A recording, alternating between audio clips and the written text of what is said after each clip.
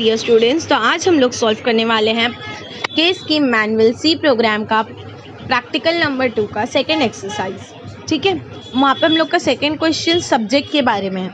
तो अब मैं आपको बता देती हूँ कि हम लोग सब्जेक्ट्स के कैसे मतलब क्या चेंजेस कर रहे हैं यूज़ करके हम लोग। ठीक है, जैसे ही हम लोग इंक्लूड करते हैं फ्लोट में, हमेशा सब्जेक्ट किस में होता है हमारा, इंटीजर में है ना। हम लोग को मार्क्स कैसे बताते हैं स्कूल में, आपको जैसे 70 में से 70 आया, ओके, ऐसे मतलब ऐसे हम लोग को डिस्क्राइब करते हैं।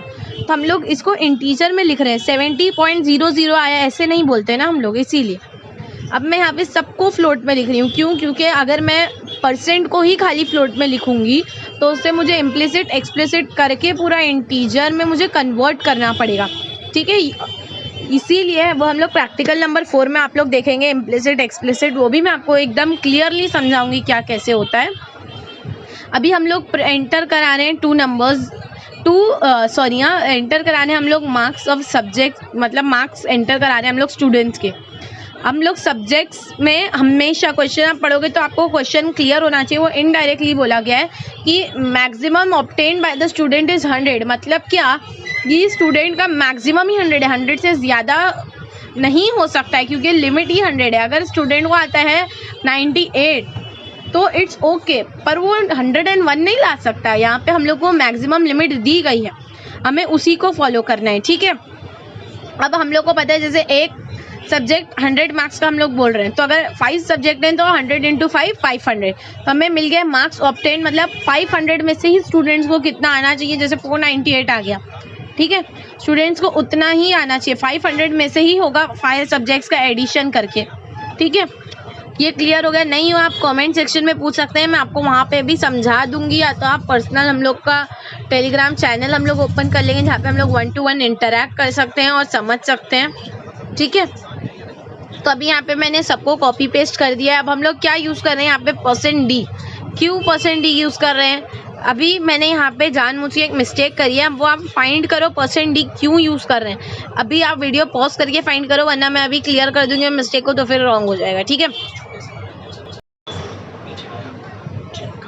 यहाँ पे अभी आप लोग देख सकते हो मैं पूरा परफॉर्म कर रही हूँ। आई होप आप लोगों ने अभी तक मिस्टेक फाइंड कर ली होगी, और नहीं भी करी है तो ये स्टार्टिंग है तो कोई डरने की बात नहीं, अब मैं आपको बता देती हूँ।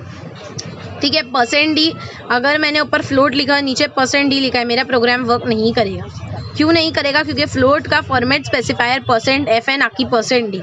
%d इंटीजर का फॉर्मेट स्पेसिफायर है, तो जहाँ पे भी मैं %d लिखूंगी और ऊपर फ्लोट लिखूंगी तो मेरा प्रोग्राम नहीं वर्क करेगा, क्योंकि ऊपर प्रोग्राम को पता है 0.00 आने वाला है और मैं %d डाल रही हूँ, तो कंपाइलर को नीचे पता है कि %d में पॉइंट समथिंग कुछ नहीं एक्सेप्ट होगा, पॉइंट एक्सेप्ट ही नहीं होगा इंटीजर में। यहाँ पे आपकी एक कंफ्यूजन क्लियर हो गई। अब मैंने लिखा है टोटल, मैंने 500 में से जितने मार्क्स स्टूडेंट्स को है उन सबको प्लस करा, marks 1 marks 2 marks 3 marks 4 plus marks 5 को, और उन सबको कहाँ सेव करा, टोटल में। अब जैसे हम लोग का नॉर्मल फॉर्मूला है, marks obtain by the student divide by the total marks into 100, same मैंने ऑपरेटर्स की मदद से यहाँ पे लिखा है।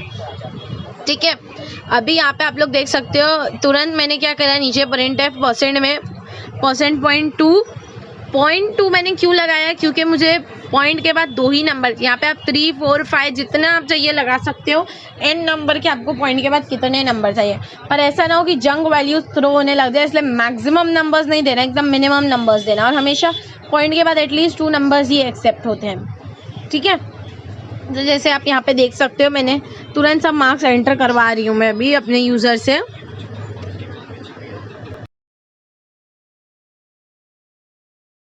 देखो मैंने तुरंत मिस्टेक करेक्ट करी। क्यों करेक्ट करी? क्योंकि मुझे यहाँ पे पता है ना कि यहाँ पे मिस्टेक हो रही है, और अगर मैंने इंटीजर डाला और नीचे चेंजेस करा वो रॉन्ग हो जाएगा। ये देखो अभी मैंने कैसे मतलब रॉन्ग इनपुट डालने शुरू करे, मतलब यूज़र का %60 आ रहा है अगर मैं ऐसे डाल रही हूँ तो, पर आप ऊपर देख सकते हो टोटल में कैसे आया, तो मैं ऊपर टोटल में भी %.2f कर रही हूँ, जिससे मेरे को एकदम क्लियर आउटपुट आ जाए। यहाँ पे मैं इसलिए आपको एक बार, जब भी आप ये कोड का फ़ोटो लो, क्योंकि मोस्टली कभी कभी आप लोग मैनुअल कंप्लीट करने के लिए स्क्रीनशॉट लोगे, कॉपी पेस्ट करोगे, तो आपको ये याद रहे कि हमें हमेशा फॉर्मेट स्पेसिफायर पे फोकस करना है। ठीक है। अब मैं आपको रिटर्न प्रोग्राम रन करके बताती हूँ। ये एकदम करेक्ट प्रोग्राम है, 101% एकदम करेक्ट प्रोग्राम है। आप लोग ये वाला प्रेफर करना, ना कि पहले वाला।